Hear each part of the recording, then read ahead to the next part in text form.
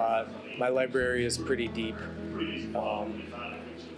I really value studying people who I admire.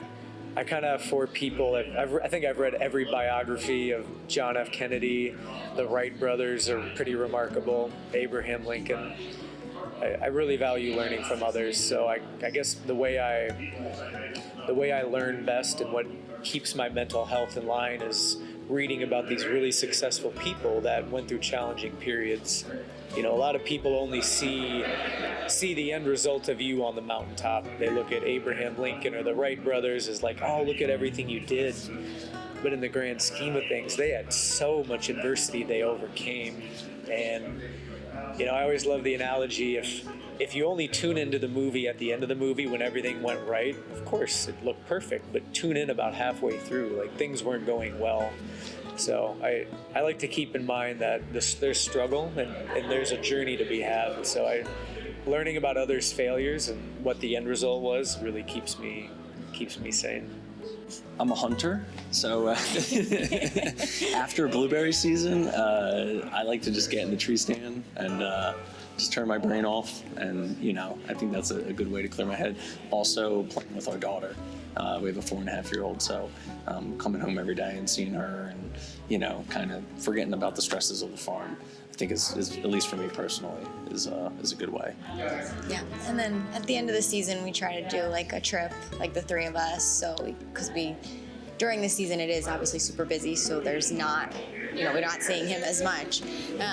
So we try to plan a trip at the end of the season where we get to spend all that time together, just the 3 of us. So that's something that I think we always look forward to. One thing for me is just to kind of do something outside of the farm. So whether that's sit down and watch a TV show or even, read, kind of do that sort of thing, just kind of separate myself from the phone or the email that's constantly flowing through. So that way we can kind of focus on something besides the business or focusing on the family too. I mean, that's just one thing to kind of step away where we can kind of draw the line that, hey, if work's over for the day, we're going to go home and have some fun in the evening.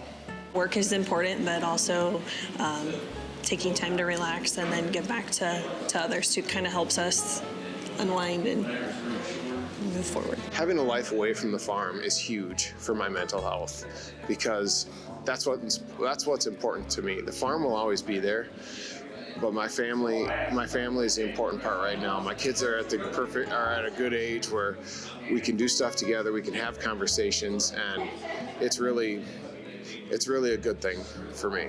I spend a lot of time with my kids. Whether I'm coaching my son's hockey team or my daughter's hockey team, or taking my daughter to basketball practice, spending time with my family is huge. If my family's home, I try to be home with them. At the end of the day, I always just jump in the shower and decompress. I do a lot of my best thinking in the shower, but just decompressing, removing myself from social media, from my phone, from other people, just taking 10 minutes to myself to just relax and forcing myself to not think about, oh, I need to do this tomorrow or I need to do that. So obviously taking a shower removes all the outside elements and just relaxing. And I don't have any problem sleeping because I usually work pretty hard. So when I fall asleep, I'm asleep. But just kind of taking time for myself, 10 minutes a day to just decompress, relax, and turn off all the noise, basically.